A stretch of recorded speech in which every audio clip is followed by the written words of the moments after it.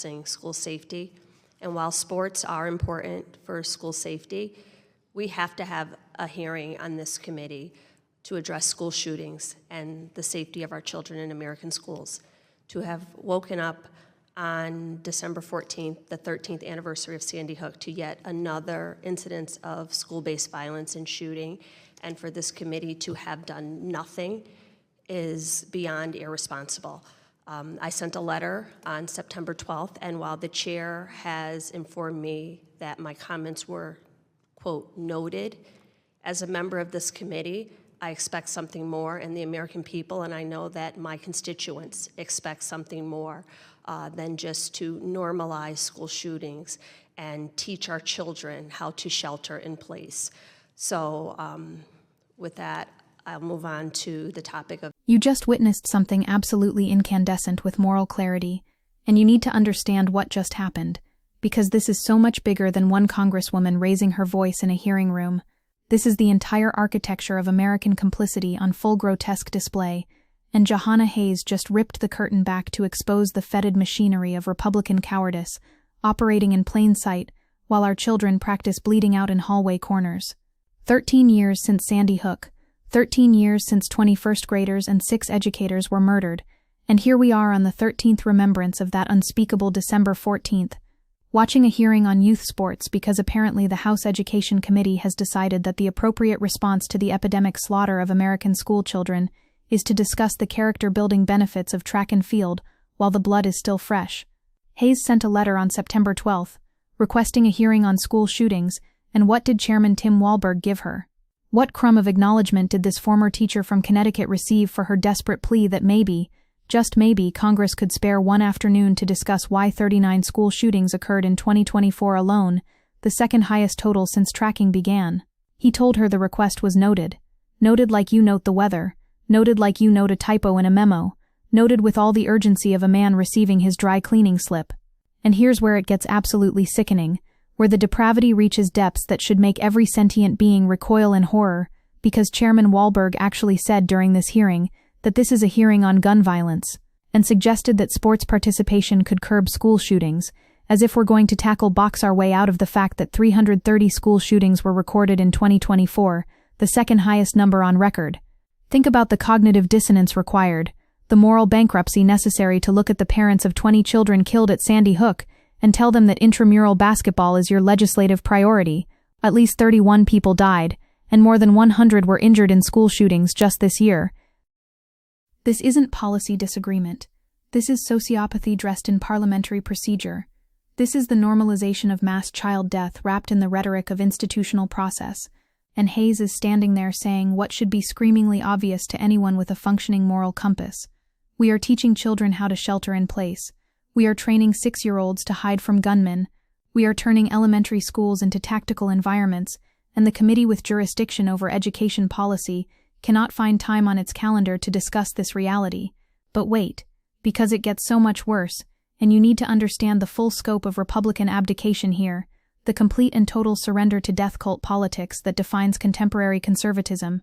The Trump administration eliminated the White House Office of Gun Violence Prevention on day 2, literally the second day, as if one of the most pressing actions facing the federal government was to ensure that nobody in the executive branch had the job title that included the phrase gun violence prevention. After a shooter killed students in Perry, Iowa, Trump told grieving Iowans we have to get over it, we have to move forward, essentially instructing communities to accept school shootings as background noise, and his running mate J.D. Vance went even further by calling school shootings a fact of life, literalizing the conservative position that dead children are simply the cost of doing business in a heavily armed society. This is the party Hayes is addressing. These are the people who control the committee, and their position isn't merely that gun regulation won't work. Their position is that attempting to prevent school shootings is itself somehow illegitimate, that even gathering data or holding hearings represents an infringement on Second Amendment rights so sacred that elementary school massacre must be treated as constitutionally mandated weather patterns. Let's talk about what Hayes represents, because this is absolutely crucial to understanding why this moment carries such devastating weight and why her fury resonates with such authenticity. Hayes was a teacher in Waterbury when Sandy Hook happened. She had to explain to her students what was happening in real time as the news broke that babies were being executed 90 minutes away, and she said, "This is not political for me. It is heartbreaking, it is unacceptable, and it's traumatic." She's not some think tank creature pontificating about policy from the safety of an office building in Georgetown. She's someone who stood in front of children who wanted to know if they were going to die at school. She represents Connecticut's 5th District, which includes Newtown, where Sandy Hook is located, and she serves as Deputy Whip of the Gun Violence Prevention Task Force, bringing that lived experience into halls of power that have insulated themselves from consequences through layers of security and denial. When Hayes says she knows her constituents expect more than normalizing school shootings, she's speaking for families who send their children to schools named after dead classmates. She's channeling communities that have been forced to build memorials and install bulletproof glass and train teachers to pack wounds, and the response from Republican leadership has been to schedule a hearing on athletic participation. Now here's the part that should radicalize anyone paying attention: the empirical reality that demolishes every Republican talking point and exposes their position as nothing more than ideological zealotry subsidized by gun manufacturers. There's been a 715% increase in people wounded and killed in school shootings between 2004 and 2024, a 715% increase while Republicans have spent 2 decades blocking every attempt at regulation. And what has the party offered in response? Legislation in states like Georgia, Iowa, Mississippi, Missouri, North Carolina, Oklahoma, Tennessee, Texas, and Utah that arms teachers and fortifies buildings but refuses any firearm restrictions, with Republican lawmakers saying the solution isn't banning weapons but empowering schools to respond to active shooters more quickly. Think about that framework. Think about the epistemological violence required to treat school shootings as inevitable natural disasters requiring better emergency response rather than preventable policy failures requiring legislative action. A survey showed that out of 225 incidents of gun violence in schools between 1999 and 2018, armed personnel or school resource officers failed to disarm the active shooter 223 times, meaning the entire good guy with a gun mythology has a success rate of approximately 1%. But Republicans continue pushing armed teacher legislation because the point isn't protecting children. The point is ensuring that no firearm regulation of any kind becomes politically possible. And you want to talk about democratic persistence in the face of this monstrosity, about what it means to keep fighting when the opposition has made clear they consider your children's lives less important than their ideological commitments. Hayes led House Education Committee Democrats in writing that school shooting prevention requires a multifaceted approach including mental health support, community engagement, gun safety measures, and educational programs, and they implored the committee to hold a hearing before the end of the year. She introduced legislation with Senator Chris Murphy to reaffirm federal funds should not be used to arm school personnel because Republicans have been trying to funnel taxpayer money into programs that would put loaded weapons in elementary school classrooms. She knows that strengthening background checks, closing loopholes, and banning assault weapons will save lives. This isn't speculation. This is evidence-based policy supported by overwhelming majorities of Americans, including gun owners, but it doesn't matter because Republican power doesn't flow from popular opinion. It flows from institutional minoritarian advantage and the billions of dollars that flow from firearms manufacturers into political campaigns and lobbying operations designed to ensure that massacre remains profitable. Here's what makes this moment particularly excruciating, what elevates it from routine congressional dysfunction to a kind of civilizational indictment. The hearing took place on the heels of a fatal mass shooting at Brown University that occurred on the eve of Sandy Hook's 13th anniversary, so Hayes was standing in that hearing room, knowing that somewhere in Rhode Island families were getting the phone calls, were arriving at hospitals, were beginning the incomprehensible process of identifying remains and notifying relatives, and the Republican response was to continue discussing whether junior varsity basketball builds character. 2 students and 2 teachers were shot and killed at Appalachia High School in Georgia, an incident that had more casualties than any other school shooting in 2024 with 4 deaths and 9 injuries, and that was the deadliest school shooting of the year. But even that horror, even those fresh graves couldn't move Republican leadership to schedule a hearing specifically addressing the issue. Instead, we get Republicans suggesting that sports could be an effective school safety measure, as if the problem with American gun violence is insufficient exposure to organized athletics, as if what we really need is more lacrosse programs rather than universal background checks and assault weapons bans. And let's be absolutely clear about what Hayes means when she talks about normalizing school shootings and teaching children to shelter in place, because this psychological dimension is where the true horror lives, where the institutional betrayal becomes most visceral.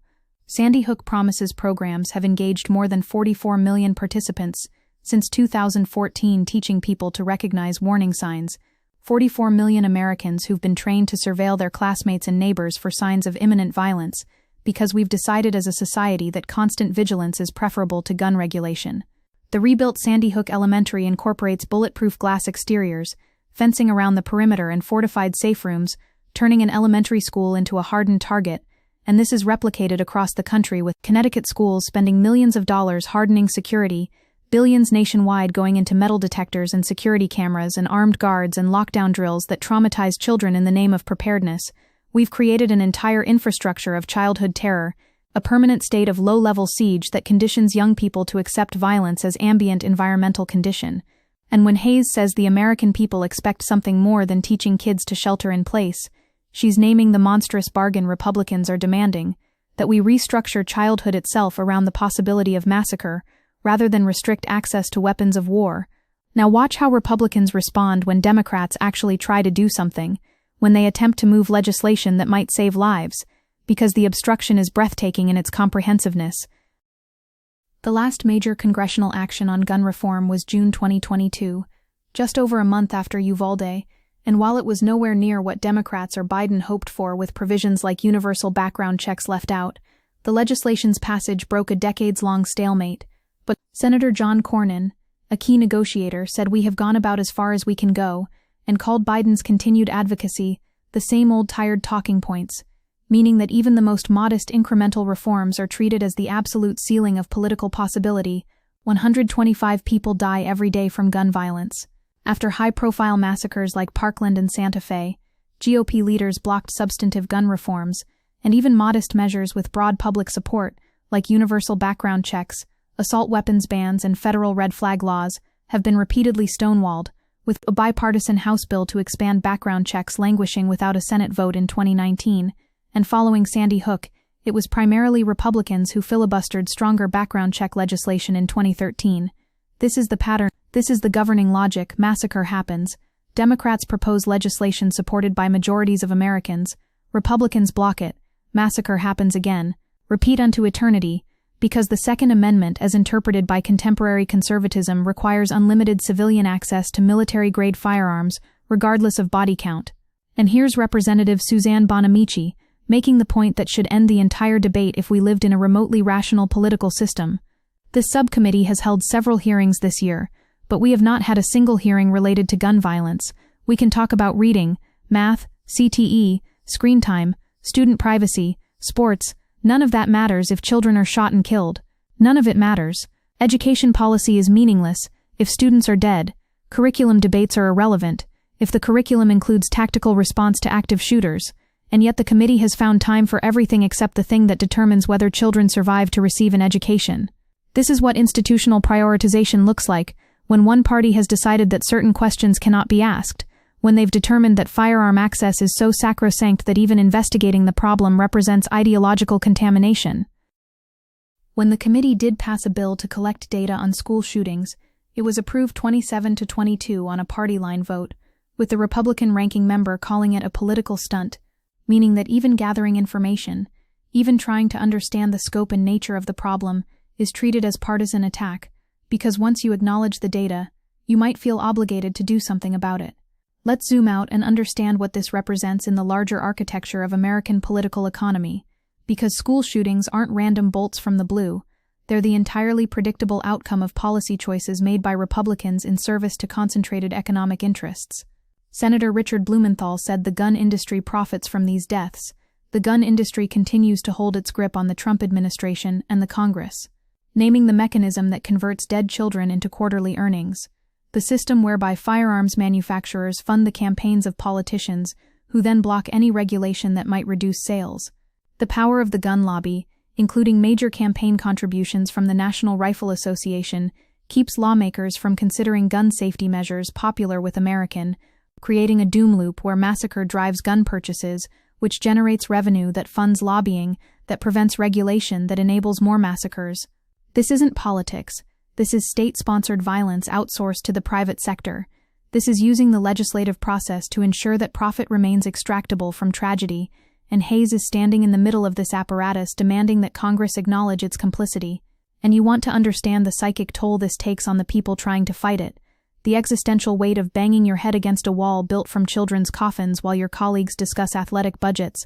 Mark Barden, who lost his 7-year-old son Daniel at Sandy Hook, co-founded Sandy Hook Promise, and he does this work while continuing to grieve, remembering his vow that I made a promise to my Daniel to do everything I can to prevent other families from having to endure this lifetime of pain. And 13 years later, he's still fighting, still advocating, still trying to convince Republicans that maybe universal background checks might be worth considering. Jeremy Richman, father of Sandy Hook victim Avielle, was found dead of apparent suicide in March 2019, with his wife saying he succumbed to the grief that he could not escape. A man who turned his devastation into advocacy work, founding a brain health research institute, and eventually the sorrow became unbearable, but Republicans keep talking about mental health as if the problem is individual pathology rather than systemic policy failure, as if we need more counseling rather than fewer assault rifles.